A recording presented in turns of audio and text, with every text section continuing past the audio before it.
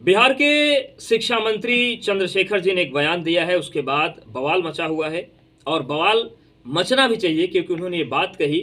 कि तुलसीदास जी ने ऐसा लिख दिया कि अगर किसी अधम या नीच व्यक्ति को, उन्होंने जाति से इस चीज़ को जोड़ दिया कि उसको अगर शिक्षा आप देते हैं तो सांप को दूध पिलाने जैसा है। अगर ऐसा लिखा गया होता तो ये बहुत विरोध वाली बात थी, पर ऐसा नहीं लिखा गया है, इसलिए भी ये बहुत ही गंदी हरकत बिहार के शिक्षा मंत्री ने की है। हम उन्हें आईना दिखाएंगे, उन्हें आईना देखने के बाद शर्म आए ना आए, लेकिन हम उन्हें बताएंगे कि सच क्या है और आपको भी जानना चाहिए। मामला ये है कि जिस चौपाई का जिक्र बिहार के शिक्षा मंत्री ने किया है, वो चौपाई रामचरितमानस के उत्तरकांड की है। दोहा नंबर 105 के बाद उस कथा का जिक्र आता है और उसमें कथा ये है कि काग भुसुंडी जी जो संत थे, उन्होंने गरुड़ जी को अपने पूर्व जन्म की कथा सुनाई और उस पूर्व जन्म की कथा में उन्होंने बताया कि वो एक सामान्य घर से आते थे,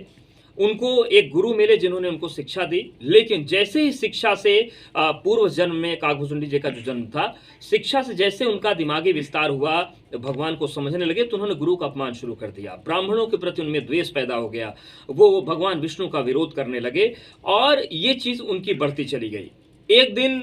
भगवान शिव के मंदिर में काग भुसुंडी बैठे थे और गुरु उनके आए, लेकिन काग भुसुंडी ने ना उनको प्रणाम किया, न ही खड़े हुए। ये बात शिव जी को बुरी लगी, वो प्रकट हुए, उन्होंने काग भुसुंडी का जो पूर्व जन्म वाला व्यक्ति था उनको श्राप दिया कि ये गुरु का तुम अपमान कर रहे हो। लेकिन उसके बाद भी काग भुसुंडी के गुरु ने आराधना की शंकर जी की, नमामि शमीशान निर्वाण रूपम, जो बहुत प्रसिद्ध प्रार्थना है वो की कि माफ कर दीजिए, बच्चा है, समझता नहीं है। उसके बाद उन्हें माफ़ी मिली, हालांकि उसका प्रायश्चित करना पड़ा, लेकिन शंकर जी ने कहा था कि ये तो सर्प की भांति व्यक्ति है और वही बात इस जन्म में काग भुसुंडी गरुड़ जी को बता रहे हैं कि मेरे जैसे अधम को शिक्षा देना एक सांप को दूध पिलाने के बराबर की। अब आप सोचिए, बिहार के शिक्षा मंत्री कह रहे हैं कि तुलसीदास ने ये लिख दिया कि अगर आप किसी निचली जाति के व्यक्ति को, अधम को अगर शिक्षा देते हैं तो सांप को दूध पिलाने के बराबर है। ये बात बहुत गंदी है, लेकिन असल में कथा यह है कि काग भुसुंडी ये क्या समझाना चाह रहे हैं कि अगर कोई व्यक्ति गुरु का अपमान कर रहा है मेरी तरह,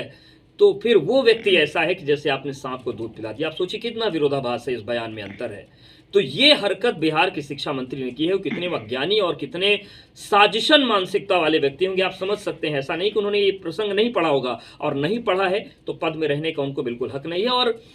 एक बात और भी है कि बिहार की राजनीति में जिस तरीके से गुरुओं का अपमान, राजनीतिक लोगों ने अपने गुरुओं का अपमान किया है, तो हो सकता है कि चंद्रशेखर जी को वो चीज़ अच्छी लगती हो, लेकिन सच ये है कि बिहार के शिक्षा मंत्री ने झूठ बोला।